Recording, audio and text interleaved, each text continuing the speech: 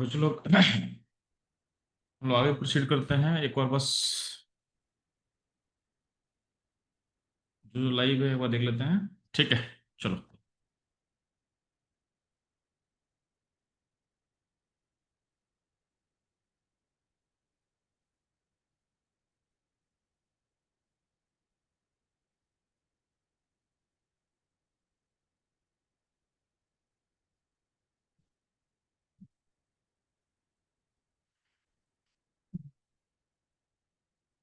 ध्यान देना। First order के बाद हम लोग मूव करते हैं आपके स्यूडो ऑर्डर रिएक्शंस पे। Reaction of pseudo order. ठीक है।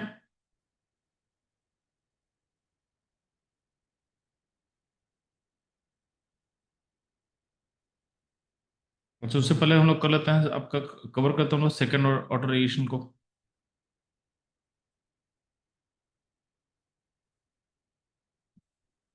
तो आपके स्क्रीन पे दिख रहा होगा सेकेंड ऑर्डर रिएक्शंस को आपको नोट कर लेना है। तो सेकेंड ऑर्डर रिएक्शन में होता क्या है चलो। आपको पता है कि जब भी कोई रिएक्शन होगा, रिएक्टेंट से कन्वर्ट होगा प्रोडक्ट में आर से पी। तो सेकेंड ऑर्डर का रेट लॉ क्या होता है? तो रेट लॉ के अकॉर्डिंग होगा कि रिएक्टेंट का कॉन्सेंट्रेशन का पावर टू, ये हो जाएगा रेट लॉ के अकॉर्डिंग। और डिफरेंशियल फॉर्म के अकॉर्डिंग रेट क्या होता है? तो इसके अकॉर्डिंग रेट होता है minus D r by D T. दोनों रेट को हम इक्वेट कर सकते हैं। तो यहाँ पे क्या किया है, दोनों रेट को इक्वेट कर दिया गया है। और वेरिएबल को सेपरेट करके उसको इंटीग्रेट किया गया है। तो टाइम जीरो पे आपका कॉन्सेंट्रेशन आर नॉट होगा, टाइम टी पे क्या होगा, आर टी होगा। ठीक है। अच्छा, आपको पता होना चाहिए कि one D x by x का इंटीग्रेशन क्या होता है? तो माइनस वन बाई, सॉरी, इसका होता है लॉन एक्स। ठीक।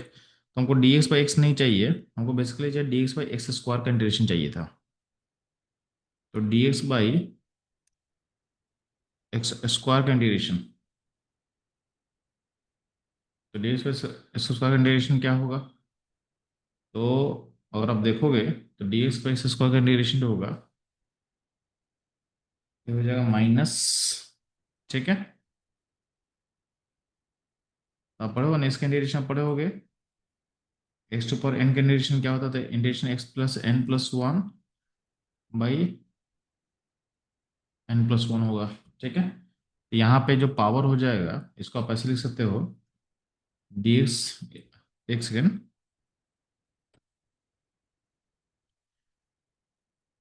इसको आप लिख सकते हो इस तरीके से, x to power minus two d x. ये हो जाएगा माइनस वन बाई एक्स। इसका इंटीग्रेशन हो जाएगा। तो सिमिलरली क्या होगा, d r by r square minus d by r square दिख रहा है आपको। तो इसका इंटीग्रेशन जो होगा, उसके इंटीग्रेशन में आप लिमिट को इंटरचेंज कर दो इस माइनस के लिए। तो लिमिट इंटरचेंज हो गया, क्या हो जाएगा, r naught by r t हो जाएगा। और d r by r square का इंटीग्रेशन क्या होगा, माइनस वन बाई आर होगा। इक्वल टू क्या होगा, यहाँ पे के टी हो जाएगा। ठीक। अब जब लिमिट्स को आप पुट कर दोगे तो आपका रिलेशन जो है नीचे लिखा हुआ है, कैसा आ जाएगा, one by r t minus one by r naught equal to क्या होगा, के टी हो जाएगा। तो ये आपका सेकंड ऑर्डर का रिलेशन है। इसको आपको नोट कर लेना है। नॉर्मली सेकंड ऑर्डर से क्वेश्चन आपका नहीं आता है, बट इनकेस कभी अगर पूछा जाए तो आप उसके लिए रेडी रहोगे पहले से ही। इसको फटाफट नोट करके और कंफर्म करना कि आप नोट कर चुके होगे।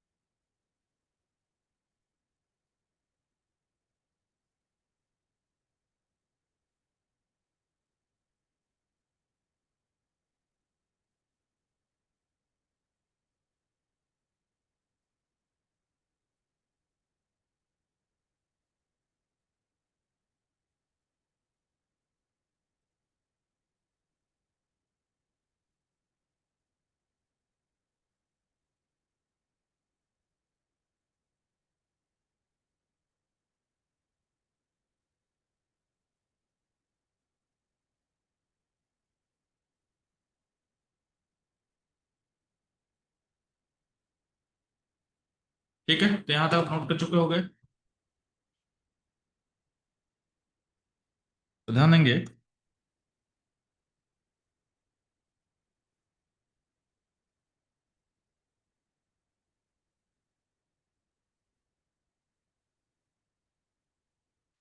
तो आपके पास सेकेंड ऑर्डर का रिलेशन क्या है, तो 1/RT minus 1/RT equal to क्या होगा, KT।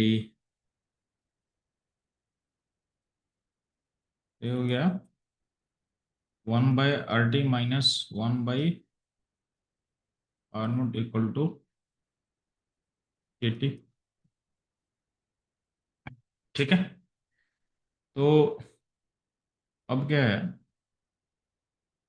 यहाँ पे T ऐसे होगा, ठीक। तो 1/RT कर लो, क्या होगा KT प्लस 1/R0। तो इसका अगर हम ग्राफ प्लॉट करेंगे, तो RT वर्सेस यानी retained time T versus time का रिलेशन होता है हाइपरबोलिक डिके, तो यानी ये डिके करेगा टाइम के साथ, ठीक। और 1/RT वर्सेस टाइम का ग्राफ प्लॉट करेंगे, तो उसमें क्या होगा, उसका स्लोप क्या होगा, पॉजिटिव, यानी 1/RT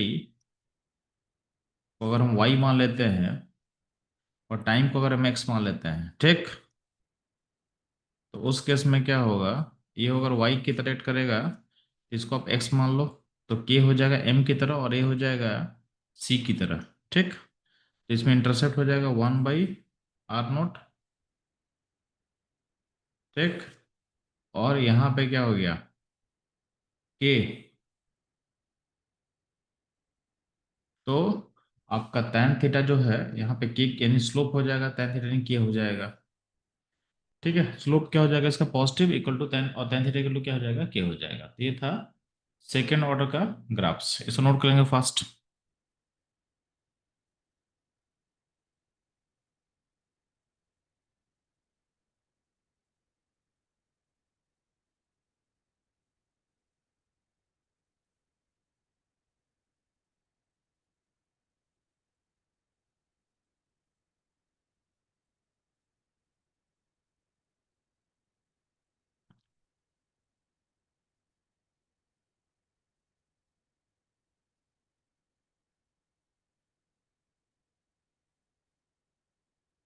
चलिए फास्ट पे चलो।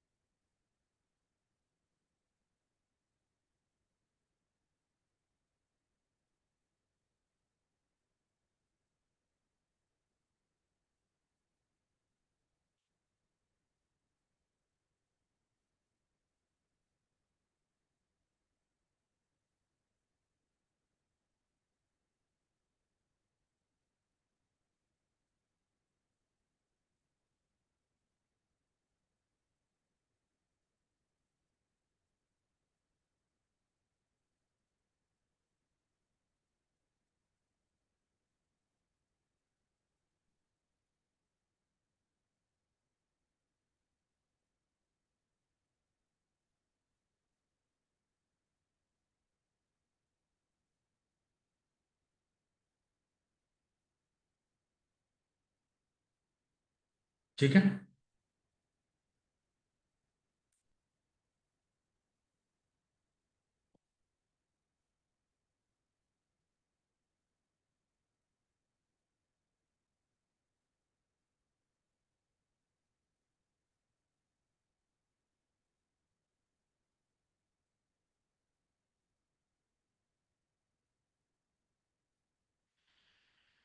तो अब ध्यान ना, अगर सेकेंड ऑर्डर का हम टी यहाँ पर रिलेशन निकालते हैं, तो उसमें जब टाइम को हम टी यहाँ पुट करते हैं और RT को पुट करेंगे R1/2, तो उससे आपका टी हाफ का रिलेशन निकल के आ जाएगा। टी हाफ कितना आएगा आपके सेकंड ऑर्डर रिलेशन का, तो टी हाफ इक्वल टू आएगा 1/K/R0, ठीक है। तो ये आपका टी हाफ का रिलेशन को पता कर लेना है।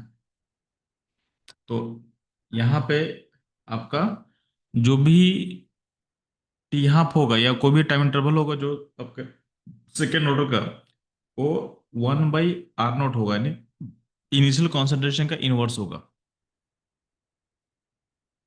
तो सेकेंड ऑर्डर के लिए कोई भी टाइम इंटरवल, चाहे T 60% हो, चाहे T 50% हो, चाहे T 40% हो, वो सब का सब क्या होगा, R0 का इनवर्सली प्रोपोर्शनल होगा। R0 का क्या होगा, इनवर्सली प्रोपोर्शनल होगा, ठीक।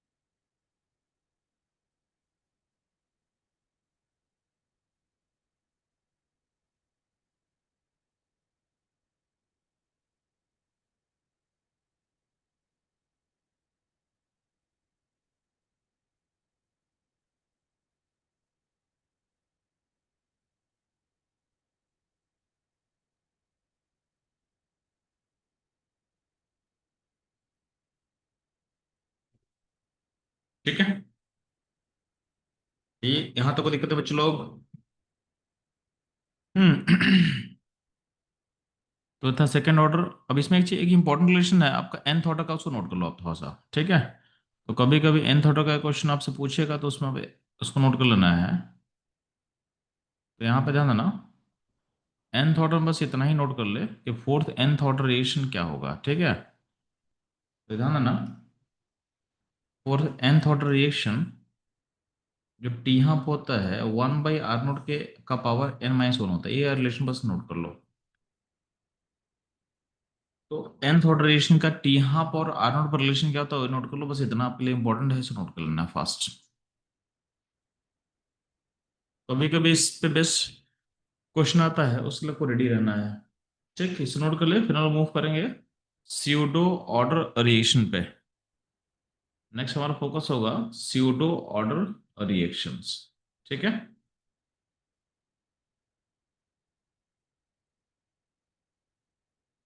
Pseudo order reactions.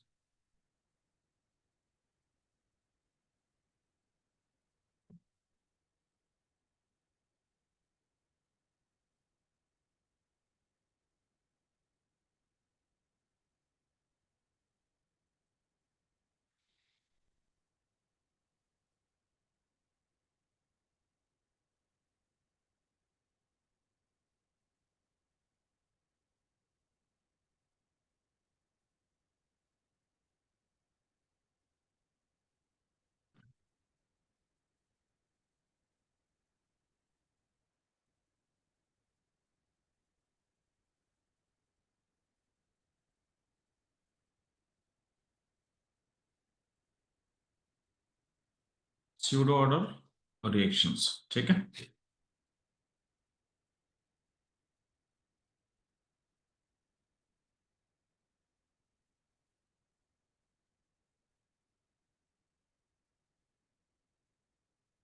तो ध्यान देना, स्यूडो ऑर्डर रिएक्शंस आपको क्या समझना था, सुना जैसे मान लेते हैं यहाँ पे के पास एक दो रिएक्टेंट है ए और बी, ठीक है?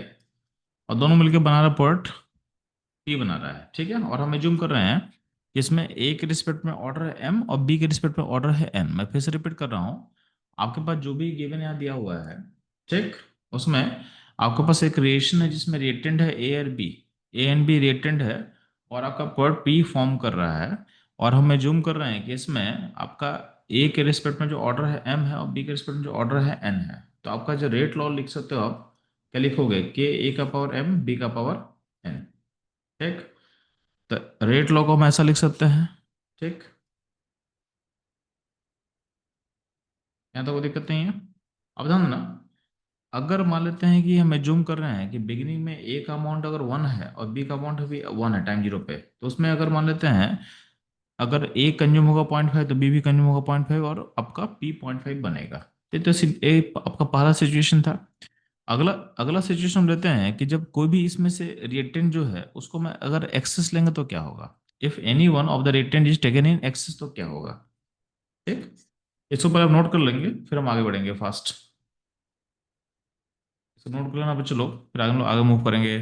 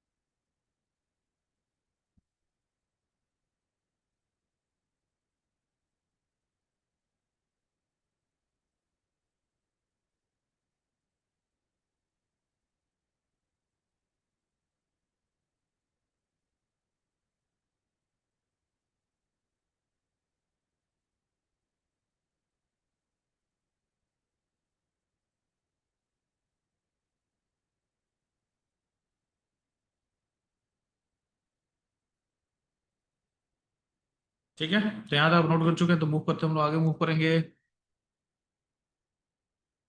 तो ध्यान देना,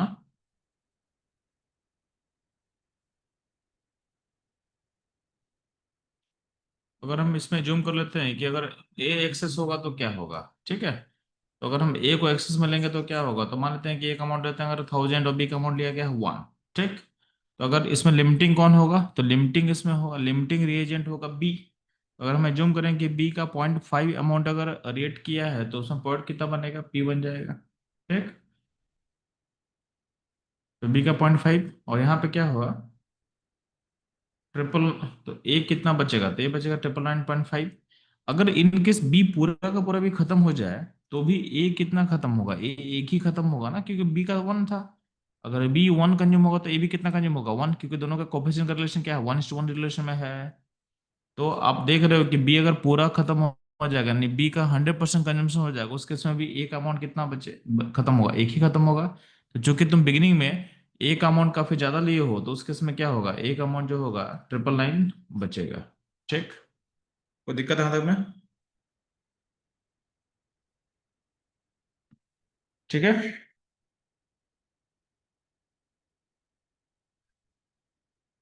तो अगर मान लेते हैं कि अगर, तो आप देख रहे हो कि अगर बी पूरा का पूरा कंज्यूम होने के बाद भी एक अमाउंट टाइम के साथ चेंज नहीं कर रहा है, एक अमाउंट टाइम के साथ चेंज नहीं कर रहा है। ठीक है। यानी एक अमाउंट फेयरली क्या है, कांस्टेंट है, एक अमाउंट क्या है, फेयरली क्या है, कांस्टेंट है। ठीक। इतना क्लियर रहेगा। तो उस केस में क्या बोल सकते हो कि एक अमाउंट अगर फेयरली अगर कांस्टेंट है। ठीक। तो एक अमाउंट अगर आप कांस्टेंट रखे हो, तो अगर हम रेट लॉ में लिखते हैं तो रेट लॉ होता है क्या इसका, कि ए का पावर एम एंड बी का पावर एन था। तो हम बोल रहे हैं कि इसमें ए का कॉन्सेंट्रेशन टाइम के साथ चेंज ही नहीं कर रहा है, ए का कॉन्सेंट्रेशन ऑलमोस्ट सेम है। तो ए का पावर एम को हम कांस्टेंट मान सकते हैं इस केस में। तो अगर कांस्टेंट मानेंगे तो उसको के से मल्टीप्लाई करके एक नया कांस्टेंट लिख सकते हैं, तो रेट रेट इक्वल टू क्या हो जाएगा, के डैश बी का पावर एन हो जाएगा। यानी इसमें एक एक एक का कॉन्सेंट्रेशन टाइम के साथ चेंज नहीं किया, उसको हम अलग से हटा सकते हैं। ठीक। तो आपका एक्चुअल ऑर्डर क्या था रिएक्शन का, एम प्लस एन था। लेकिन चूंकि एक अमाउंट चेंज नहीं करा तो उसके हम ऑर्डर को हम नेगलेक्ट कर, मतलब कांस्टेंट में डाल दिए। तो बस बचा क्या, तो रेट का जो डिपेंडेंस है सिर्फ बी पे है, यानी ए के कॉन्सेंट्रेशन के अकॉर्डिंग रेट चेंज नहीं कर रहा है। ठीक। तो रेट का डिपेंडेंस से बी पे होगा और बी का पावर क्या है, एन है, तो इसका ऑर्डर क्या हो जाएगा, रिएक्शन का एन हो जाएगा। तो एक्चुअली इस रिएक्शन का ऑर्डर था एम प्लस एन, बट चूंकि आप ए को ले लिए एक्सेस में तो ये आपको दिखेगा nth ऑर्डर रिएक्शन। तो इसको बोला गया है स्यूडो nth ऑर्डर रिएक्शन। बात समझ में आया? क्या बोला जाएगा बच्चों लोग, इसको बोला जाएगा स्यूडो nth ऑर्डर रिएक्शन। इसमें कोई दिक्कत तो बताएंगे फास्ट।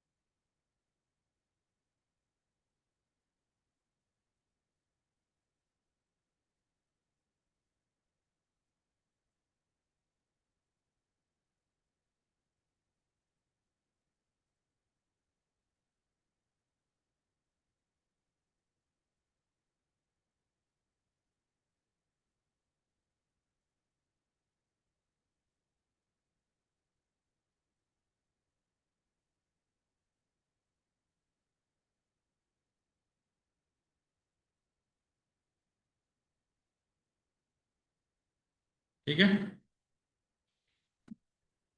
तो आपका ये हो गया आपका स्यूडो nth ऑर्डर रिएक्शन हो जाएगा। अगर मान लेते हैं इनकेस हम फॉलो करना चाहते हैं, अगर हम बी को एक्सेस ले लेंगे तो बी के जिसको भी एक्सेस लोगे उसका अमाउंट क्या होता है, कांस्टेंट होता है। इसी रिलेशन में अगर हम बी को एक्सेस ले लेंगे, बी को एक्सेस ले लेंगे तो बी का कॉन्सेंट्रेशन क्या हो जाएगा, कांस्टेंट, तो उसके ऑर्डर को हम नेगलेक्ट कर सकते हैं। तो इनिशियली आपका रेट लॉ ऐसा था, इसमें बी के ऑर्डर को आप हटा सकते हो, इन इसको मल्टीप्लाई कर दो कांस्टेंट में। तो आपका जो नया रेट लॉ हो जाएगा वो हो जाएगा के डैश ए का पावर एम, यानी ये जो अब आपको ऑर्डर दिखेगा इसको बोलेंगे mth ऑर्डर रिएक्शन, यानी एक्चुअल ऑर्डर था m प्लस एन, बट ये आपको दिखेगा mth ऑर्डर रिएक्शन दिखेगा, स्यूडो mth ऑर्डर रिएक्शन दिखेगा। ठीक, the actual order of the reaction is m plus n, but they appear as n and mth order respectively। ठीक, इसको note कर लेंगे फर्स्ट, इसको नोट कर लेंगे फर्स्ट।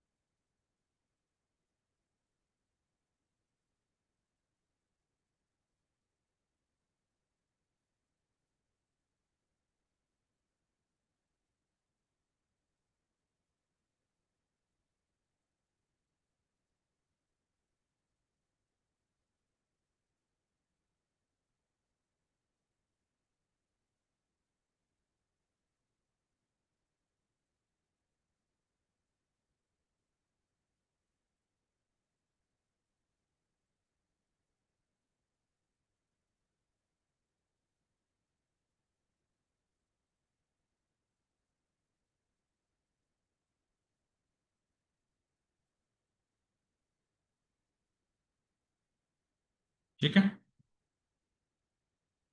तो नेक्स्ट मूव करते हुए चलो हम लोग स्यूडो फर्स्ट ऑर्डर रिएक्शन पे, जो कि आपके एनसीईआरटी मेंशन किया हुआ है, जो कि टेक्स्ट बुक में मेंशन किया हुआ है, स्यूडो फर्स्ट ऑर्डर रिएक्शन। तो बेसिकली क्या होगा, ये होगा आपका हाइड्रोलाइसिस ऑफ एस्टर,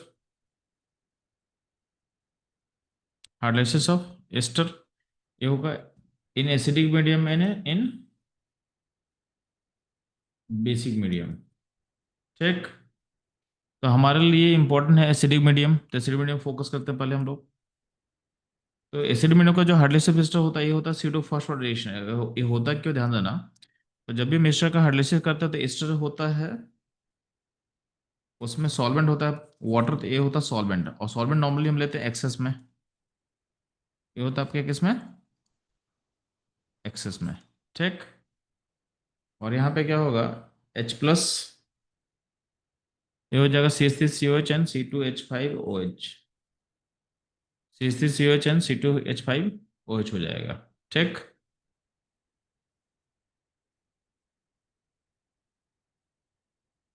बात समझ में आया?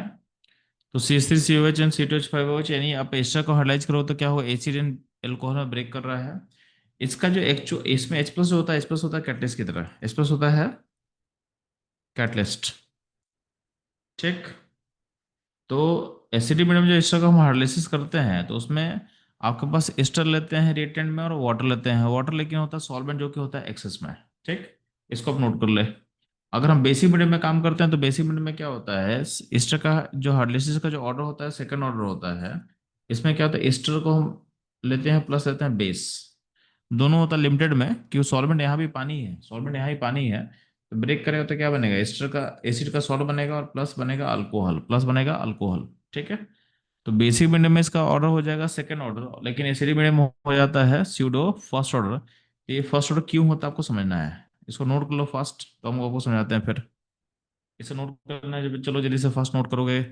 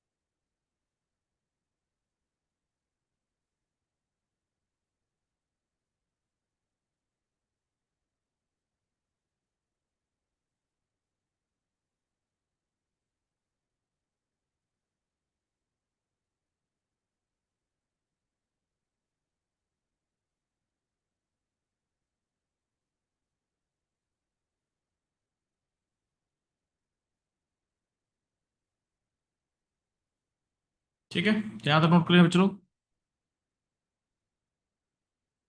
तो आप देखो ये स्यूडो फर्स्ट ऑर्डर रिएक्शन क्यों होता है, आप समझो यहाँ पे ध्यान से। बोला गया जब भी मीडियम एसिडिक होता है, एसिडिक मीडियम, एसिडिक मीडियम में हाइड्रोलाइसिस में जब एस्टर को हम हाइड्रोलाइज करते हैं एसिडिक मीडियम में, उसमें जो रेट लॉ होता है, ये होता है के एस्टर प्लस वाटर होगा एक्सेस में। ठीक। अब वाटर का अमाउंट जो होगा क्या होगा, वाटर का अमाउंट क्या होगा, कांस्टेंट। ठीक है, तो वाटर का अमाउंट जो होगा कांस्टेंट होगा। तो वाटर का अमाउंट एक्सेस कांस्टेंट लेंगे तो अल्टीमेटली हो जाएगा, ये हो जाएगा pseudo first order reaction, pseudo first order order reaction. ठीक है, क्योंकि इसमें सॉल्वेंट एक्सेस में लिया हुआ है। वही अगर मान लेते बेसिक मीडियम लेंगे तो बेसिक मीडियम में क्या होता है, ईस्टर्न बेस दोनों रेट लॉ का पार्ट है, दोनों एक्सेस में नहीं है, तो दोनों के ऑर्डर को आपको लेना पड़ेगा, इसलिए वहां पे सेकंड ऑर्डर होता है, वहां पे सेकंड ऑर्डर होता है। तो बच्चों लोग आज हम लोग न्यूमेरिकल खत्म कर लिए, हम लोग सेकंड ऑर्डर रिएक्शन खत्म कर लिए, हम लोग nth ऑर्डर खत्म कर लिए, और हम लोग खत्म कर लिए स्यूडो फर्स्ट ऑर्डर रिएक्शन को बाइंड अप कर चुके हैं। ठीक, तो इसको नोट कर लो अच्छे से, जो नोट कर लेना है। उसके बाद हम लोग मूव करेंगे कुछ क्वेश्चंस पे, कुछ क्वेश्चन को सॉल्व कर लेंगे,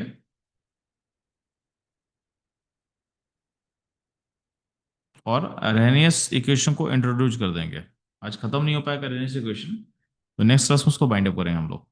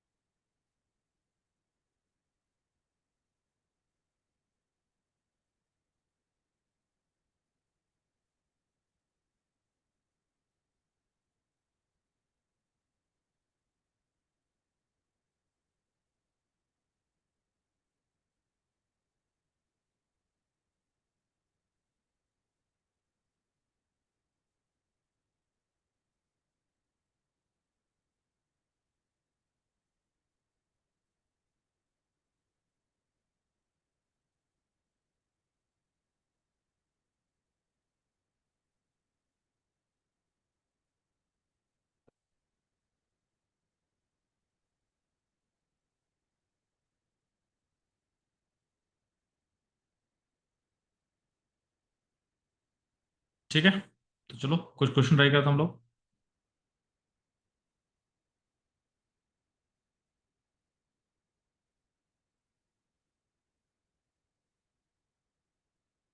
ना ना ना, आपको दे रहा क्वेश्चन नंबर 108, आपको दिख रहा होगा।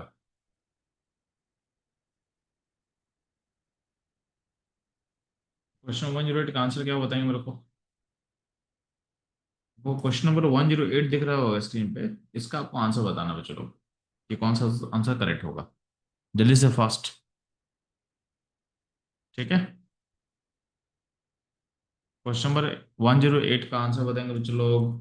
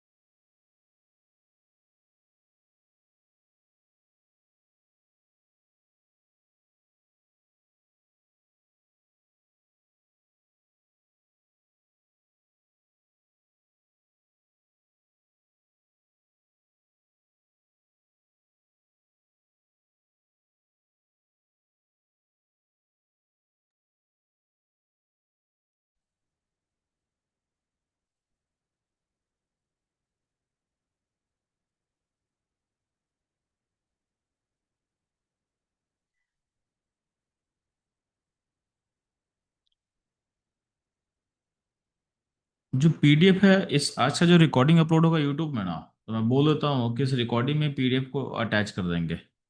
ठीक है, मतलब इस पीडीएफ का जो लिंक होगा उस रिकॉर्डिंग में ही आप ट्राई करना ढूंढने का, वहाँ मिल जाना चाहिए। नहीं मिलेगा तो नेक्स्ट क्लास में मुझे बस रिमाइंड कर देना। मैं ऑलरेडी रिकमेंड कर दिया हूँ कि जो भी पीडीएफ्स होगा ना, वो आपके यूट्यूब के लिंक में अपलोड होना चाहिए। मतलब यूट्यूब जो भी आपका अपलोड होता है, यूट्यूब वीडियो हम लोग का जो आज क्लास ले रहे हैं, आपके यूट्यूब में अपलोड होगा, उसके उसके डिस्क्रिप्शन में मिलना चाहिए आपको। वहाँ पर ट्राई करना, नहीं मिला तो मुझे बताना आप। ठीक है।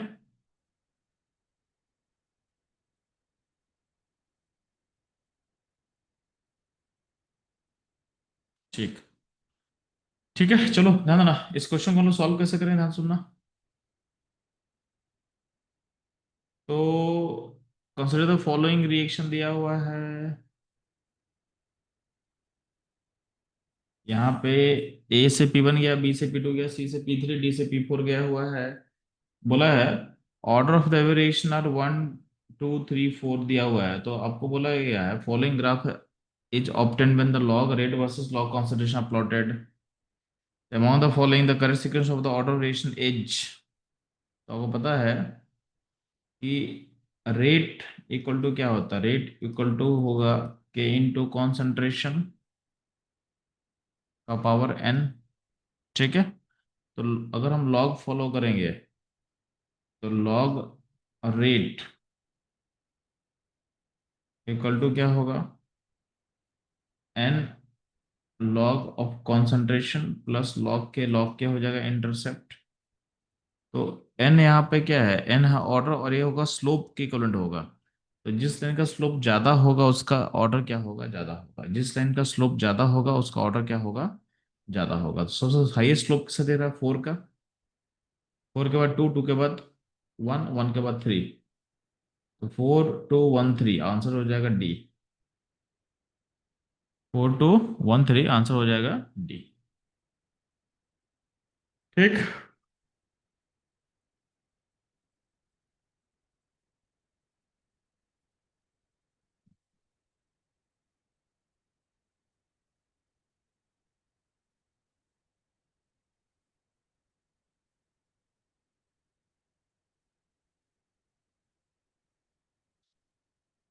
ठीक है, ये हो जाएगा इसका। इसका एक और क्वेश्चन कर लेते हैं।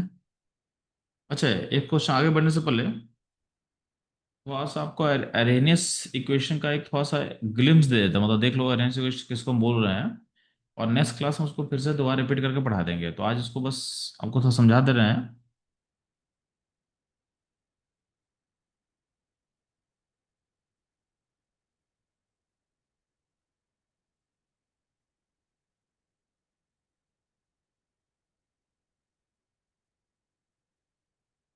तो बेसिकली देखा गया ना, इसको रुको मैं लिख दे रहा हूँ, नेक्स्ट क्लास इसको हम लोग रिपीट कर देंगे बस। ठीक है, तो बस मैं लिख दे रहा हूँ, ध्यान सुनना।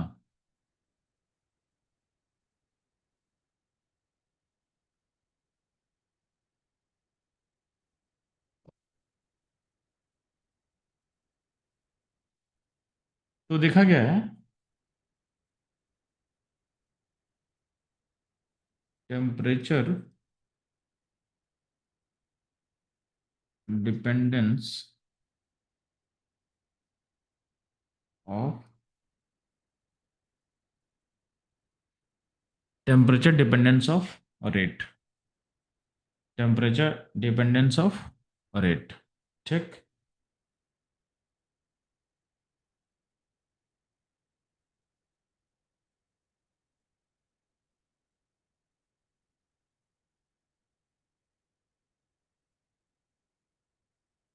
तो इसमें बोला गया है, ध्यान सुनना। तो ऐसा देखा गया कि टी बढ़ाने से आपका रेट ऑफ वेरिएशन इंक्रीज करता है। ठीक। अब पॉइंट है कि रेट के अंदर क्या टर्म होता है, तो रेट के अंदर टर्म होता है के इंटू कॉन्सेंट्रेशन, के इंटू कॉन्सेंट्रेशन। अब कॉन्सेंट्रेशन तो टेम्परेचर के अकॉर्डिंग ज़्यादा चेंज, मतलब चेंज नहीं करता है। तो अल्टीमेटली देखा गया कि रेट आखिर चेंज क्यों करता है। तो बोला गया रेट चेंज इसलिए करता है क्योंकि जो के हम बोल रहे हैं, के जो रेट कांस्टेंट बोल रहे हैं, ये डिपेंड्स ऑन टेम्परेचर। तो के डिपेंड्स ऑन टेम्परेचर। तो के टेम्परेचर पे डिपेंड करता है, इसलिए क्या होता है, इसलिए आपका रेट के अकॉर्डिंग, या तो यानी टेम्परेचर के अकॉर्डिंग क्या होगा, रेट चेंज करेगा, क्या चेंज करेगा, आपका रेट चेंज करता है। ठीक। तो रेट इक्वल टू क्या होगा, के इंटू कॉन्सेंट्रेशन। ठीक। यहाँ तो कोई दिक्कत नहीं है। तो के का डिपेंडेंस जो है, के का डिपेंडेंस क्या होगा, तो के इक्वल टू क्या बोला गया, ए ई का power minus E A by r T. तो इसमें के को बोला गया रेट कांस्टेंट, ए को बोला गया है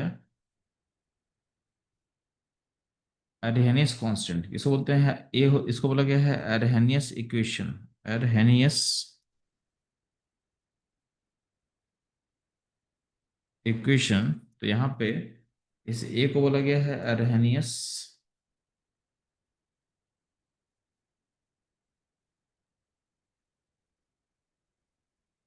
अरहेनियस कांस्टेंट।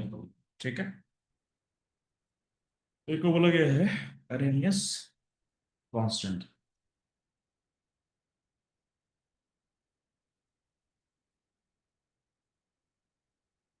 बात समझ में आया। तो ए को बोला गया है अरहेनियस कांस्टेंट, ई को बोला गया है एक्टिवेशन एनर्जी, क्या बोला गया है, एक्टिवेशन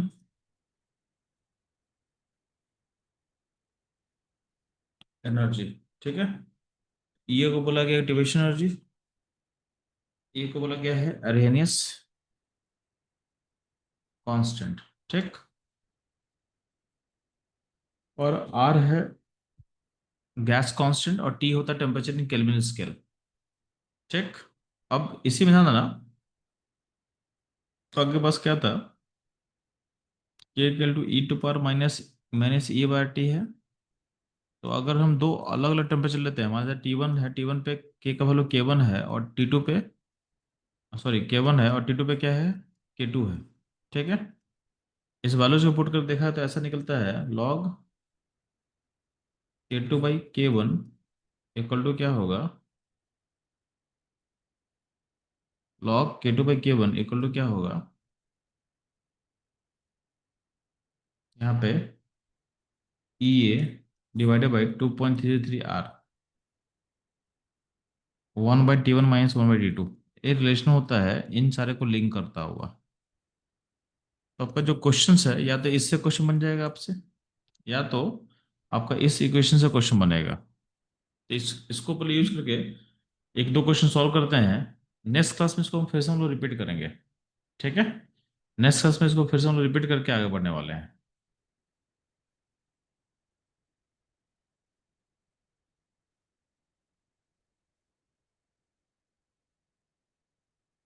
तो ध्यान देना,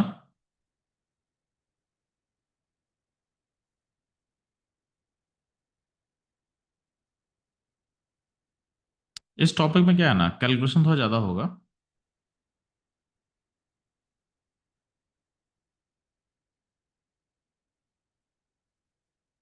जैसे क्वेश्चन देख ले, जैसे क्वेश्चन ने आपको पूछा हुआ था, क्वेश्चन में 60 चेक करना, क्वेश्चन में 60 चेक करना, 60। Activation energy rate constant k one k two दिया हुआ है, किसी भी केमिकल रिएक्शन का two different temperature t one and t two are related by, are related bye.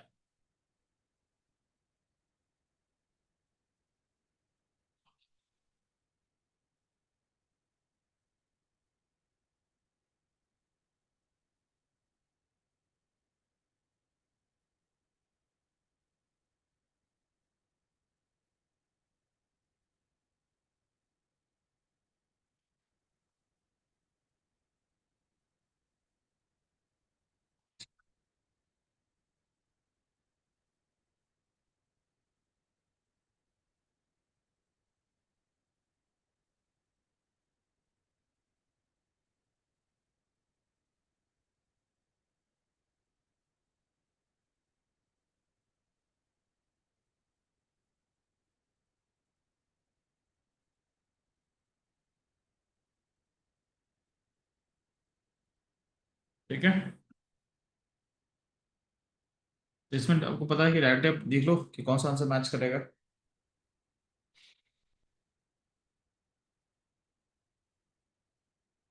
तो आप देखोगे आपका ऑप्शन डी मैच कर जाएगा। डी के अलावा अगर आप चेक करोगे ना, तो इवन आंसर जो बी है वो भी आंसर का सही होगा, तो इसका बी और डी दोनों सही होगा इस क्वेश्चन का आंसर। इस क्वेश्चन का आंसर बी और डी दोनों सही होगा। ठीक है, दोनों सेम ही एक्सप्रेशन है, वो चेक कर लेंगे तो दोनों आपको सही लग जाएगा। तो इस क्वेश्चन का आंसर क्या होगा, बी और डी दोनों सही होगा। एक और क्वेश्चन ट्राई कर लेते हैं, फिर क्लास को वाइंड अप करेंगे।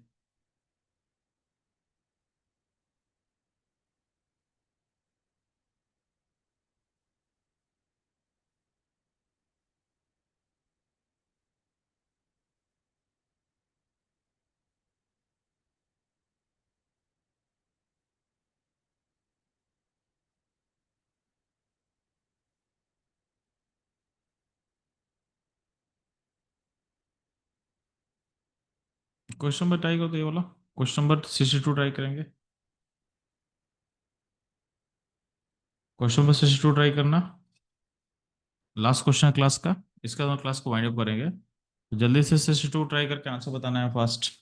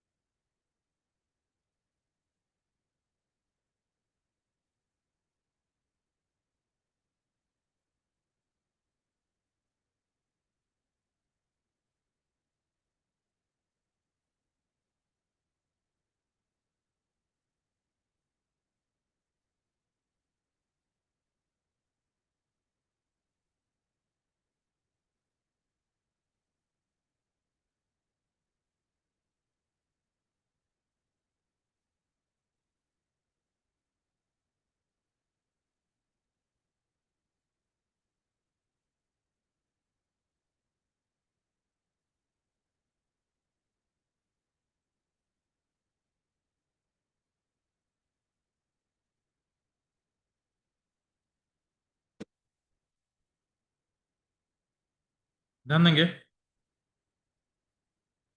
इसमें करना क्या था आपको। हम्म आपका दो रेट कौन सा केवन के टू है, तो डिफरेंट डायरेक्शन दिया हुआ है यहाँ पे। ठीक, अब यहाँ पे क्या होगा, दोनों आपके को इक्वेट कर दो ना, तो 10 to the power 16 e to the power -2000 by T है equal to 10 to the power 15 e to the power -1000 by क्या होगा टी होगा, डिवाइड कर लो तो यहाँ पे क्या आएगा 10, और इसको इधर डिवाइड कर क्या होगा e to the power 1000 by T आ जाएगा। चेक, अब क्या करें आप इसको, इस पर लॉन लेते हैं तो लॉन लॉन 10 इक्वल टू क्या होगा, यहाँ पे 1000 बाई टी आ जाएगा।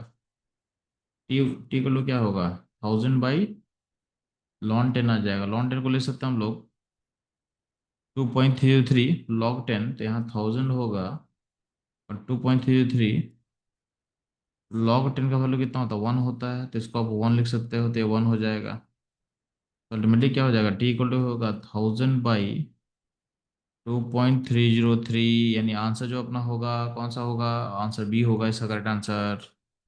तो बस दोनों टेम्परेचर को इक्वेट करके बस आपको मैथमेटिक्स सॉल्व करना था, क्वेश्चन आपसे इजीली बन जाएगा। तो बस चलो, ये था हमारे एंड से आज का सेशन। आपको सेशन कैसा लगा बताना है, ठीक है। और अगर कहीं डाउट होता है तो उसे आपको बस रिपोर्ट कर देना है। कोई डाउट अगर हो रहा है, कुछ भी हो रहा है तो बता देना आपको। तो चलो, मेरे इनसे मैं सेशन इन करने वाला हूँ। Thanks thanks for the joining.